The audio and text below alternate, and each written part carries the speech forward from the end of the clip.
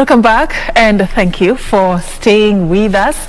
In case you're just joining us, this is NewsCheck. We are on the second part. Today we are discussing youth and leadership in the country, just dissecting the role of the young people in adding value into the leadership of this particular country. In studio, I have been having this conversation with Friday Kinara. Friday is a young person with a vision and a mission, on a mission to become the next president of this particular country. Friday, people are loving your energy. Brian Dunn, morning Serfine, say hi to Friday. I'm watching the debate from Karen. I must say, quite insightful. Hussein Senior Lovely, he's asking, no, not Lovely, Hussein Senior Lively, what a name. You say, what about Juakali people? That is his question. Sabasi Moindi, Mr. President, there he goes, all the way, we are behind you, sir. And we have Masara Kevin just giving us a thumbs up. Thank you so much. David Opio, you say you're tuned in from Kisumu. Thank you for creating time. I'll be sampling your views and your questions, of course, this morning as we continue. I'm talking and having this conversation with the Friday Kinara. Friday, what about Juakali people, very quickly, as you respond to that? Any agenda, any idea that you have for the Juakali people and generally those who could be in this cadre of the job market? The greatest especially hope I would love to give, especially to the Juakali people, is for the government to give them an assurance that whatever they will be able to produce, it shall consume. It shall consume. Because let me tell you, the one who has the connection and the resources is the government.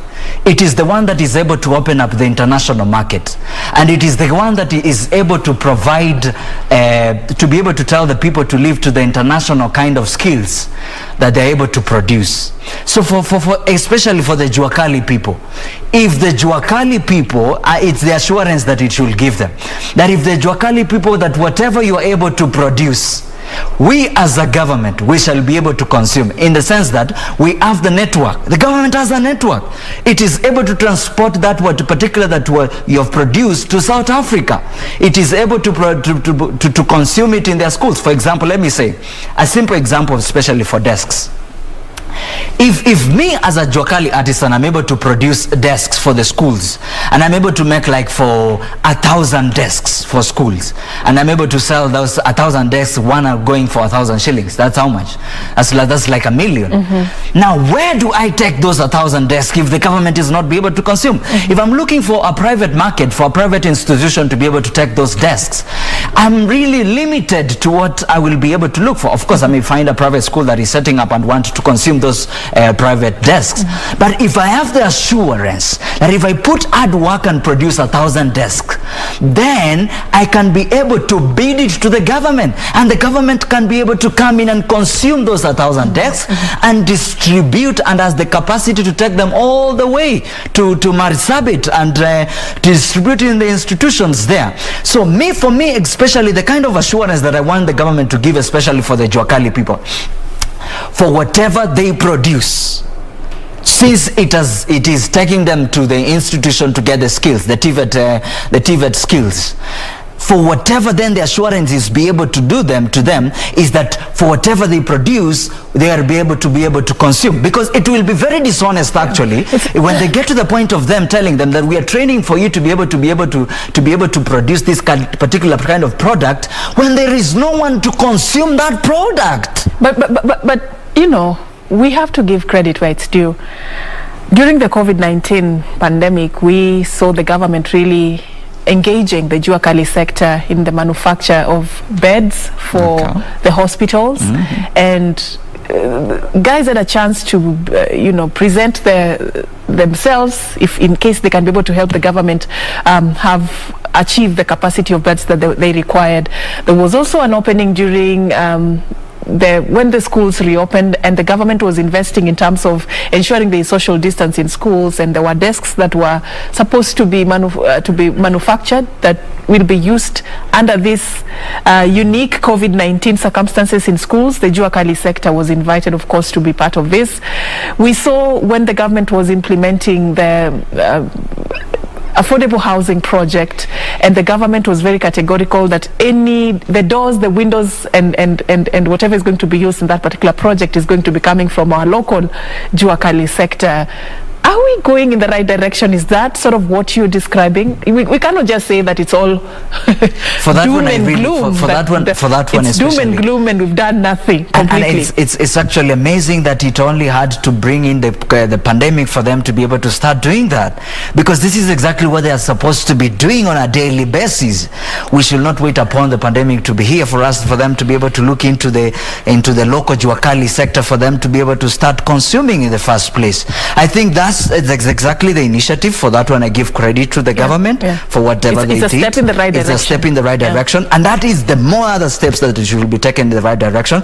And actually, they should be able now to diversify that, so that we don't have just one particular person be able to produce that. We should be having someone either even in the Kisii County producing that, another one in Marsabit, another one in Trans Nzoia producing the same, and the government should be able to consume from all those various quarters in the first place.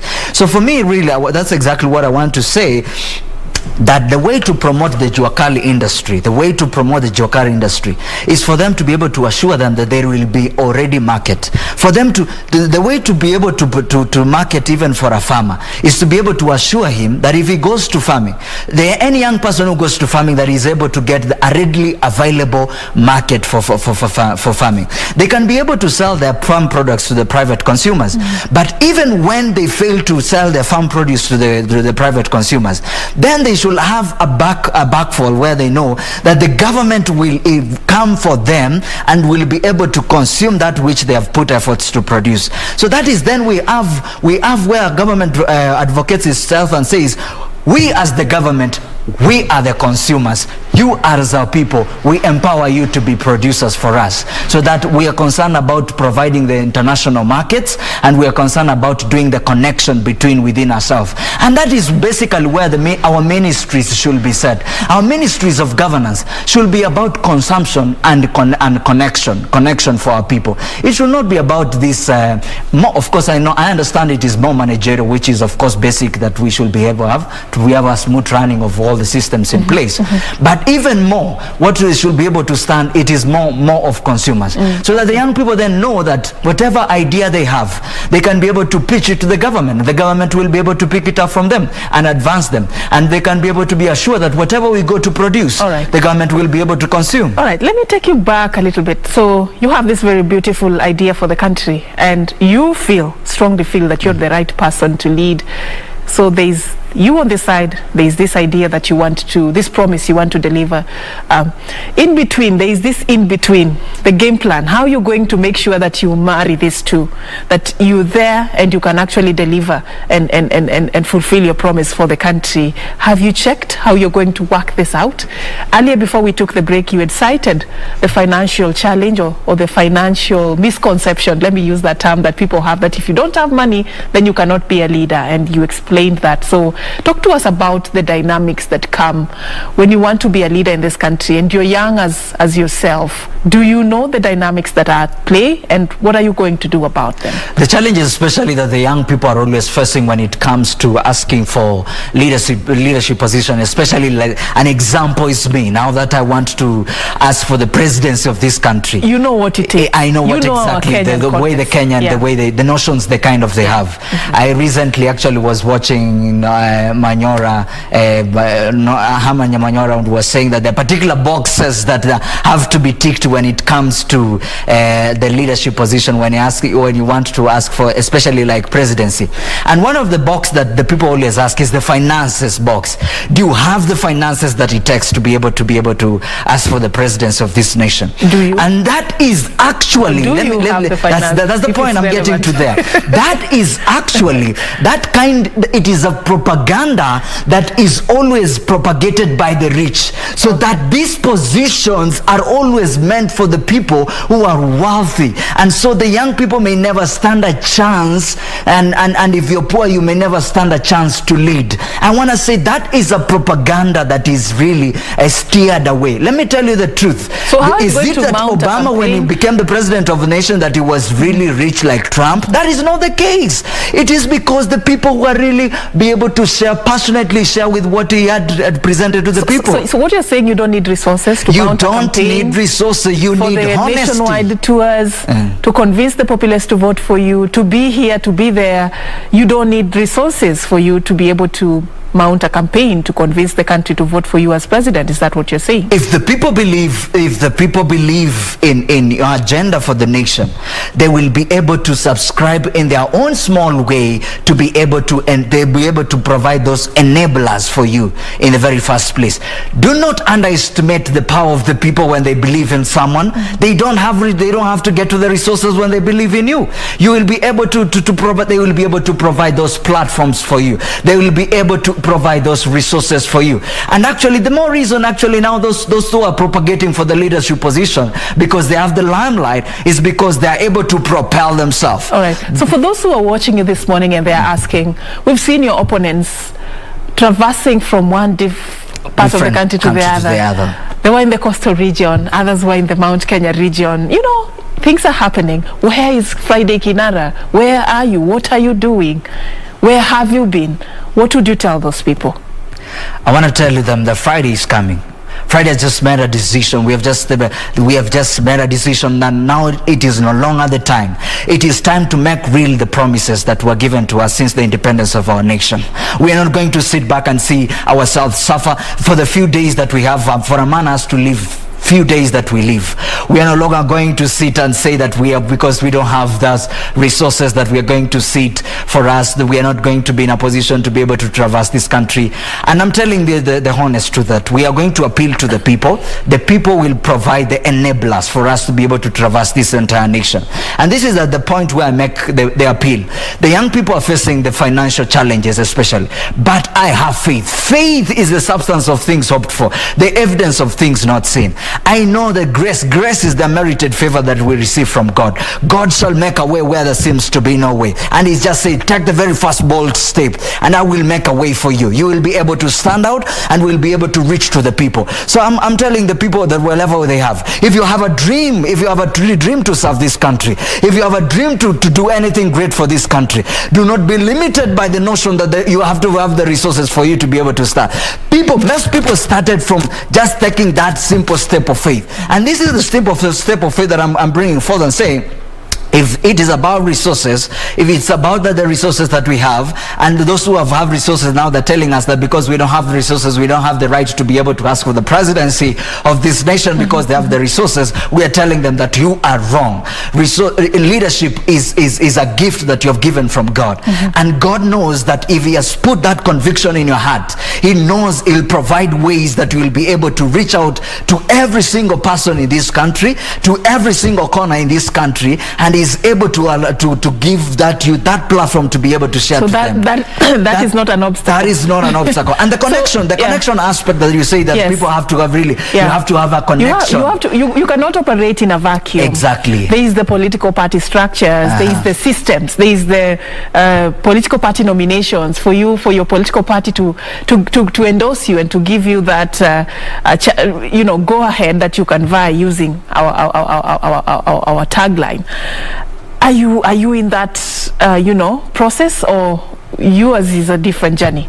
The greatest connection that I want to have is a connection of ideas. That is the passionate really that I have. For me, I don't want to know the who is who. For as long as I know who is God to my life, I'm good with that. I don't want to have the connection for people who will hold me ransom once I'm in that position, because they'll be able to trade in. The connection, these people that you call about connection, they come with a lot of interest. And these are the people that will eventually make you compromise when you're already in that position, because you want to implement a certain kind of policy that serves the interests of the people, and because you were in that position because you were propelled by those connections. Those are chains that will hold you down. I'm telling the people that the greatest connection that you just simply can have is God on your side, and be honest with yourself. So you don't believe in political parties? I don't believe in forming coalitions to achieve whatever agenda you have for the country? Exactly. I don't subscribe to connections, especially connection of party connections, that where you have to collaborate together, this party, you know, they're really built up on, if of the honest truth, they're built up on tribal lines. It is tribal lines that you, because you come from Ukambani, come with this party, so that when you come with this party, really you're bringing the Ukambani vote, because you come from Central Kenya, Mount Kenya, come with this party, you are bringing this kind of tribal unity. That is not what I want to subscribe to. That is not the kind of connection I have, and that is why for me. How do you think this has affected our electoral process and the crop of leadership that we're having in this country? Because this then belief, this system that we have used over the years. Yeah, because then we have parties that are built up on if you have a party that is built up on the wrong pillars in the first place, how do you expect that it will be able to deliver to the Kenyan people the right kind of things that they want? Because this kind of parties, these kind of parties are first of all built on tribal lines. They are propagated by one person who is a tribal kingpin of that very particular place, and that is the interest. If they come into power, they're saying that as from a very particular tribal line, we have this interest. This is the kind of connection we want to give to you. And as from this tribal line, we have this party. This is our party, and this is the kind of connection. The other day, I heard in the news someone was saying that the alliance, the Kenyan, this new Kenyan alliance that is being formed recently, and someone was saying that in that equation you don't have the Mount Kenya equation, so you need also to have someone from the Mount Kenya in the first place in that. And I want to tell Kenyans honestly, let us have an honest conversation. Avoid these things that let us have coalitions of tribal coalitions in the first place. We want coalitions of ideas. That is exactly what we're looking for. We don't want a collisions of tribal lines have been the problems in our country. So we are suffering because of tribal lines, and the problems we want to solve is about on tribal lines. All right. So from what I'm understanding is you are going to be vying as an independent. Exactly. No political party. Definitely. You're vying as an independent candidate. For now, yes. But if you become president, you're not going to operate in a vacuum. You will work with people in this government. How are you going to go about this? You don't believe in political parties. You seem not to believe in the structures that we have, that we use to have people in power. How are you going to work with these people who've been elected through the same structures that you're criticizing? I don't believe in political parties to the extent that those political parties are tribal parties that are really trying to have a share in governance in the first place.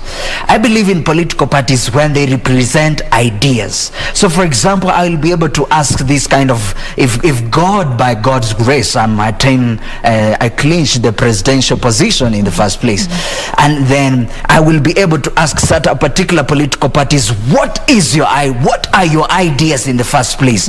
What is these ideas that you're selling to me that you want to serve the people? So that I don't look at political ideas in terms of the interest they're presenting and the various quarters they're presenting from their tribal lines, but I'm able to look to political ideas in terms of what ideas they're presenting forth. And let me ask you honestly, the truth is this.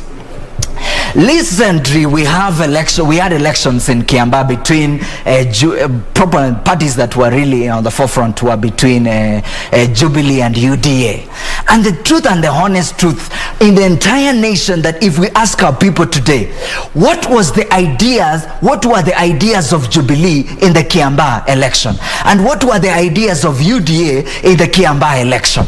You see, people do not have a representation of ideas in the election. It was about parties. If anything, the people of Kiambaa, I want to be very honest, the people of Kiambaa lost because they never got the opportunity for them to be able to be shared with the aspect, the ideas. What were the ideas of UDA in that election? Assuming something like that happens, who is at fault at this particular point? Is it the voter or the person who is seeking to be the leader in that particular region?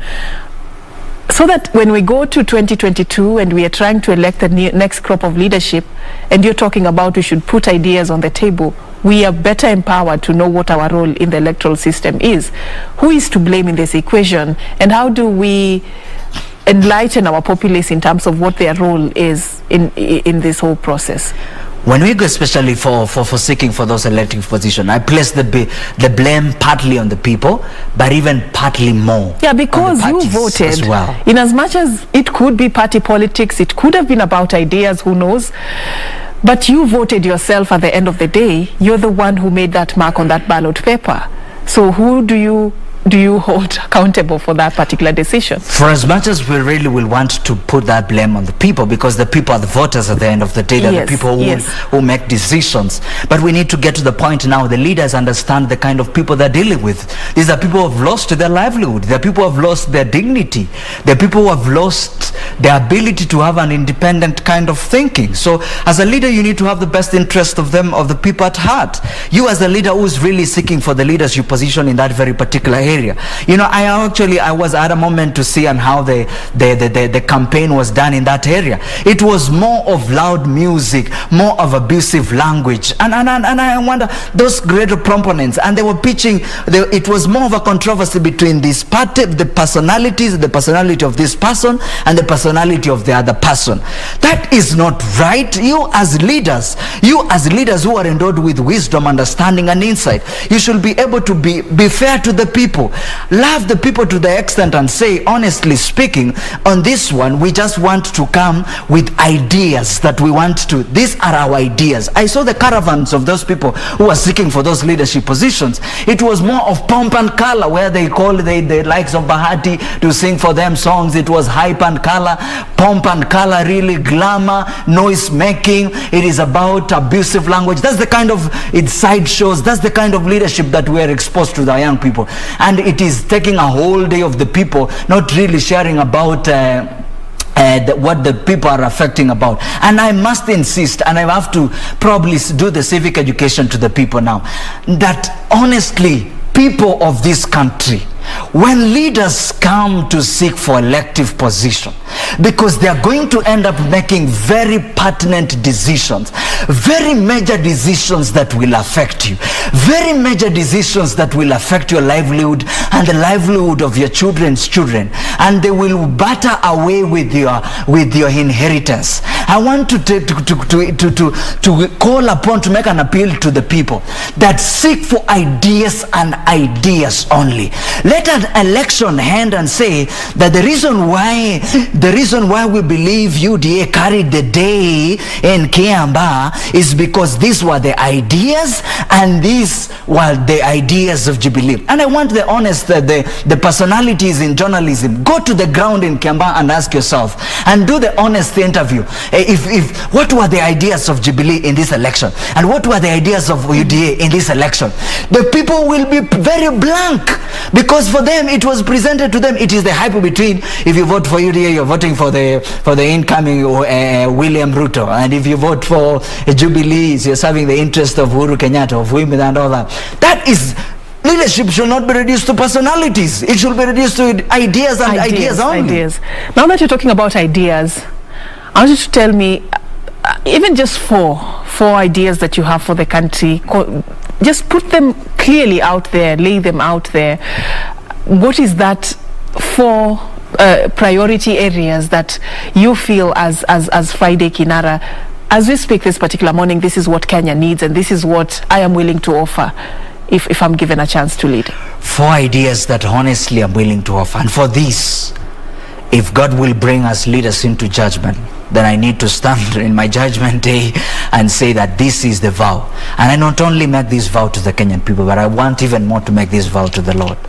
That for me, especially when it comes, if there is a leader, if he solves for me 4 things that I believe, then I will honestly believe that he has served the interests of the Kenyan people. The first idea is that if we have a leader who will say that we, as a nation, we are going to produce and manufacture more than 80% of what we locally consume, if that percentage is going to be more than 80%, so that we have a lot of manufacturing companies within our boundaries that manufacture the kind of things that we produce, that we consume, and even we export. For that reason, we will have created employment for each and every Kenyan if we have more than 80%. You know, the reason why the first world countries are first world countries and we are purportedly called third world countries is because they consume more than 80, they produce more than 80% of what they consume. The first one. That is the promise that I would really love, and that is the kind of ideas that I'm looking forward for people to be able to share. That once they're put into service, they're able to have a government that produces more than 80% of what the nation produces, consumes. And secondly, this is what I want to say. The second thing that I want to say, the basic needs, what I consider to be the basic needs of the people. And the basic needs for me are 5 things. They are really shelter, clothing, food, education, and health. This should be free. They should be free. They should be free all the way from primary school to secondary school to the higher learning institution. If it is health, it should be free. Whether your loved one is sick of cancer, whether he's sick of anything, it should be able to walk into a health facility and it should be able to be provided for free. The shelter, it should be upon the prerogative of the government to create something like mortgage, so whereby the people will be able to provide a shelter. The 5 basic things that I consider very basic to the people, they should be free. And when it comes to once I've spoken about consuming, producing 80% of what we really consume. I've spoken about the 5 basic needs that I believe that the government should be able to make free for the people. Then there is the issue of unemployment. There is the issue of unemployment, whereby the majority of the young people are unemployed. Honestly speaking, no government should sit comfortably if it has the majority of its young people are unemployed. You know what it says? It says that the future of the country is at stake. That's what it says. That for me, especially for the unemployment, I will want a government that says, that does the daily briefs on how it is improving the percentage all from below 50% to at least 90%, where there are job employments for the young people. And this should be an assurance that the government is doing, and it should be able to tell us the measures that it is taking on a very daily basis to be able to alleviate the level of unemployment of the young people in this country. And one more thing that I will want to say. I will want a government that pays the local debt and international debts that we have. For example, the local debts that we have, an honest government should not be owing people the local debts that we have. Fine, the international is something that we can negotiate, but the local, it's about its people in the first place. It's to be able to empower the people. And lastly, one of the things that I have to say is this: the justice system in our country. Why do we have the justice system that takes where you have a case that takes more than years in the courts in the first place? I will want to empower the justice system where it is just 7 months, whether it is a civil matter or a criminal matter. It doesn't take more than 7 months, especially when it comes to any litigations that you have in court. That is the kind of system that we should be having. If we have the right justice system in place, I'm telling you, where the people know if you're corrupt, you will be jailed. If you are corrupt, your case is not going to stay in the court, in the corridors of court more than 7 months. I'm telling you, the people will now start being honest to themselves. They will stand for the right. They will start walking on the right paths. The reason why the people don't even fear the justice system is because they say, if my case can drag honestly for 10 years, so what fear is that? I will have really amassed enough. I'm able in a position to steal. So we need to provide and empower our justice system. We need to empower justice system. So right now we are big on an economic recovery strategy, courtesy of the COVID-19 pandemic, which brought an economic downturn. So many people lost their jobs, businesses were closed down. We've seen big hotels, even here in Nairobi, they've closed shop, and people are just struggling to stay afloat. So each and every person who says they have the interest of Kenya at heart is really sensitive to the economy and the economic situation right now. Yes. What is it that you have on the table with regards to the economic recovery plan? One of the things I have to say, and this I have to appeal to the presidency. I respect the president of our nation, because any person should be able to exercise that respect. He holds the interest of our nation at heart. He is the leading one in we have given him to that leading role, and this is what I honestly want to make an honest appeal, especially in the recovery of the economy post-COVID now that we're saying. I want to say, Mr. President, kindly, it is high time you open up the nation. It is high time you open up the economy of the nation. It is high time that the night economy now, so that we are able to have the night economy in place. For as much as it seems that the COVID is going to be here with us for a very long time, but we need to put those measures in place. We need to wear our mask and sanitize our hands and try and practice social distance whenever we can. But the honest truth that we need to have, and this I must say, that it is time for us to open our nation. The night curfew, I'm appealing to the president, open up the night curfew. The young people are suffering tremendously because of the night curfew that is in place. Let us open our nation. It is time to open up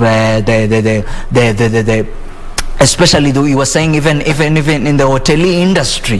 The hotelier industry, it is on its knees right now. It is on its knees. For me, I believe in this strategic of opening up again our economy. The measures that have been taken, it's not like we don't appreciate the measures the government has taken. The government has played a big role in the measures that it has taken. But it has now come a time where we need to have an honest conversation.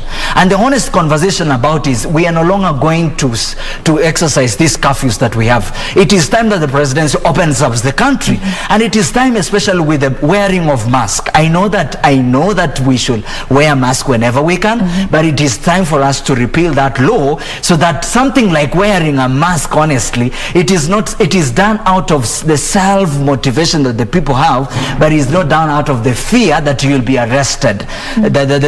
You'll be arrested if you don't wear what? A mask. But did it have to get there though? If we were responsible as Kenyans, if you were responsible, did it have to get there? We need to understand the kind of people. Could the law have been put in place if we were responsible in the first place? And that is why sometimes I believe that the leadership doesn't have really attached with the reality in the ground. The truth is, currently the common Kenyan citizen is wearing a mask because he fears the police. He fears. Statistically, go to the ground and ask yourself why most people don't feel that they're motivated to do that, because it is out of their taking the measures. Because they need to get to a point where the government needs to be honest and tells the people, we love you and we have taken these measures because of the love that we want to have for you, and because of this we ask you kindly do it on your own volition. Do it so that once it takes out that measure whereby there is the kind of jailing because of a mask, really, then the people will be able to feel free to do that.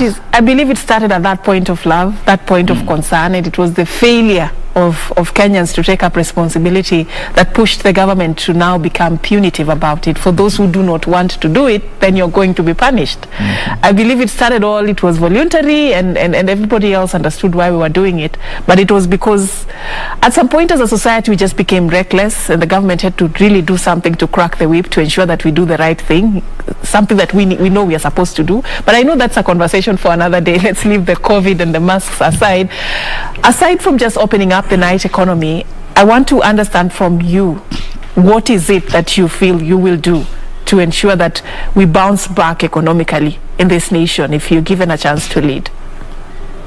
One of the ways, especially for us to bounce back economically, if from this COVID-19 pandemic that has really affected the economy of our nation, is probably we need to get to where are our pillars of our nation, what is it that really is the backbone of this nation that we need to capitalize, that we need, so that we may be able to bring our nation into the right condition, where we are able to internationally be able to be recognized as a nation that is no longer experiencing that strenuous kind of pain and suffering and sorrows in the first place.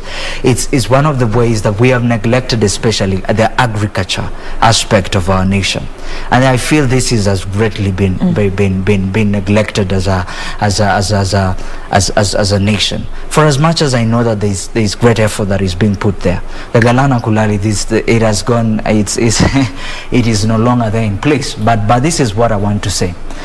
The government then needs to get to the point, and the way I insisted in the first place, especially one of the backbone of our nation is things like farming. The government needs to get to a place and say, in this recovery, as we are recovering the economy, especially now that agriculture is one of our pillars, it should be able to say that we want to offer it to all the farmers. We want to offer it to all the farmers right now. And we want to set up markets, government markets in the first place. That if any farmer within the boundaries of our nation goes and farms, whatever you farm, if you farm carrots or you farm potatoes or anything, there is a government market within your reach, especially if government can go ahead and set something like government markets within each and every ward. So that it says that for every farmer, we want to give them this assurance that anything that you produce, we shall be able to do what? To take it into our market, which is the government market in the first place, so that we are able to do value addition and we are able to identify where the need is, so that we may be able to supply to that very particular need, and we are able to open an international market for the same. So I believe then it will be able to empower, number one, the farmers this way, in the sense that if any farmer goes to farming, and this is something that I want to be able to passionately be able to appeal, especially to the government, that most of the young people now that they are lack of unemployment, give them the assurance and let them register with you that if they're able to go to farming, whatever they will produce, they're able to take it to the government market, and the government market will be able to consume. The young people will no longer be jobless. Then they will be able to produce for themselves. They'll be able to empower the economy in that sense. Number one, that was in respect to the agricultural aspect that we have. One of the other aspects that especially it empowers our nation as a nation is the mining aspect that we have of our nation. And we need then to be able to now, as we are going to do a recovery from the pandemic, there are many other resources that we have especially for mining, which apparently they are not utilized. Apparently we have not even identified those very locality for the same.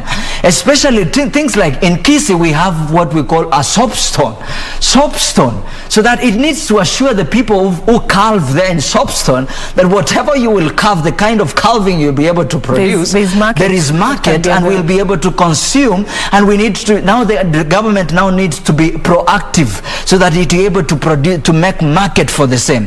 So for the better part of it, even when it comes to mining, it needs to make government markets of mining, so that the people can go for mining, and whenever they come with those artisans, they are able to bring them to the government facility of mining, and the government is able to do that kind of marketing, the international marketing itself. And lastly, before you even bring the question in the place, look at the kind of artists that we have of our nation. The young people are artistic and they're able to have the talents of artistic. We don't have a government facility that says we will consume the artistic designs of the young people, so that even they're able to hang the portraits in the government facility in the first place, because the government has been able to consume that and be able to, to promote the talents of the people. I feel the way to recover is to be able to invite the people now. It is time for you to produce, and it is time for us to consume and to look for the connection and the market in the first place. Okay. I don't know whether Kenyans will believe in your vision, but that's a matter of wait and see. Wait for 2022 to see whether they will. But as we're just about to wrap up this conversation, Friday, talk to the young people, because everything we have been discussing here is about their plight and what they are going through, and how that has not been met by going by what we have today in terms of leadership from where you sit. I want you to talk to young people as we gear to we head towards 2022, where we are going to be having a chance to elect our new leaders. What do you think is their role in this process? What should they be doing between now and when we are going to be electing those leaders? one of the things that I'm very passionate, and especially I'm appealing to the young people, and this is what I want to speak to the young people, and I want to be very honest and candid with the young people and tell them this: we don't have a lifetime to live in this world. We don't have eternity to live in this world. Life is short and brief. For a matter of fact, we may not live more than 100 years in the first place. And this is what I want to put to the young people of this country, that we need to take a control of our lives for the very first time. The young people, let us ask ourselves honestly, whenever we go to vote, have we voted for this person because we have listened to his ideas and we can relate that this person has the solution for us as young people? Or are we voting for this person because he has made us to cheer on the road, because he has brought us t-shirt we have worn and bought us alcohol and bought us, we have made a lot of noise, and because we believe in the parties that whatever he has called us in the first place? Or are we voting for these very young people because it is based on ideas, he has the best interest of us at heart? It is very disheartening that at the end of the day, after that election, the people that will take the leadership position will make very significant decisions that will affect the livelihoods of the young people. So the first thing that I want to appeal to the young people: be very honest and truth to yourself, and ask yourself, honestly speaking, have I voted this person because I'm being persuaded beyond reasonable doubt that he has the best interest of me as a young person, he relates with the pains and suffering and the sorrows of a young person, and he has the best ideas of a young person, and he's going to really solve the problems that the young people are facing? Or is it because I have cast my vote based on a tribal card, based on not only tribal card, based on the favorite narratives that are being peddled by the leadership that is going for? That is the one thing that I want the young people to ask themselves. And secondly, I want the young people to be really ask themselves, when it is coming to this election, the kind of leaders that we are voting, do they have the good qualities that we are looking for? The honest qualities of integrity, qualities of humility, qualities of honesty, quality of calling sin by its right name, qualities of standing for the right thing, qualities of a leader who's God-fearing in the first place, qualities of a leader who has the right principles in the first place, qualities of a leader who's honestly speaking to the pains and telling the young people that let us base this campaign on nothing else than principles, nothing else than ideas, nothing else than that one who is facing the common pains of the young people. And as we are coming to this, the next year's general election, of course we have yet to open up for the campaign of the general election. Now it's basically just sharing ideas and the kind of ideologies that we are looking for in the leadership. That kind of ideas, and I want to ask the young people to ask themselves, the leaders who are asking for the leadership position right now, especially those who are seeking for the presidency of this country, because those are the ones that I can relate with them, are they facing the common pains that you are facing?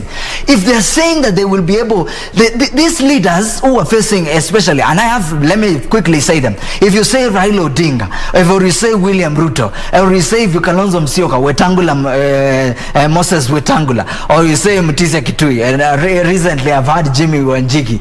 If you see those kind of people, the likes of them, honestly, these kind of people for the last 10 years, they have never known what it means to the pain of putting food on the table. They have never known the pain of even, I keep on insisting, of even paying rent when you're lack of an employment. They don't know that pain. They may have experienced that pain in the past, but they have lost touch with that pain right now. And we are not saying that they are not the right leaders because they don't have the pain and the experience, but right now, because we are in so much looking for the ones, Mr. Fix-It, we want one who is experiencing the same pains that we're experiencing, one that we can relate with. All right. Passionately spoken concerning your vision for the country and the issues that young people are facing and their role in the leadership of this particular country. Friday Kinara, we appreciate your time, and of course a lot has been happening in the country. We have just been witnessing what has been happening in the political space, and you know, leaders sharing their agenda for the country, their agenda for the nation. I want you to, you know, sort of just tell us as your final word, looking at what is happening in the country right now, I would say sort of early campaigns. What is your opinion about that, and when are you going to start your own? The reason actually I've not started my campaign because at least me, I'm a law-abiding citizen. The president says that there are no campaigns. That's what the president said. And because of the COVID-19 measures that the government has taken in place. But you see, it's so sad that the government as well goes ahead and allows other leaders to be able to run campaigns in the name of they're just the likes that they're running. They're already now starting to do campaigns, and yet even the IBC has not even said that it is time for us to start doing the campaigns in the first place. But we are seeing the proponents of those people who are seeking for leadership position they've started doing for the campaign. At least number one, I'm trying to obey the government of the day when it says that it's not time to run for campaigns. And number two, I want the government to be very honest then, so that it doesn't, if it allows other people to start running for campaigns, so that next time I'm also in town trying to share about my ideas, I don't end up in them starting to cuff me, so that be saying because I started running the campaigns, yet they don't even cuff those who are doing the campaigns, especially the leading proponents of those who are seeking for presidential aspirations of this country. So for me, the first thing I really want to say that let us not quickly get into the campaign mood.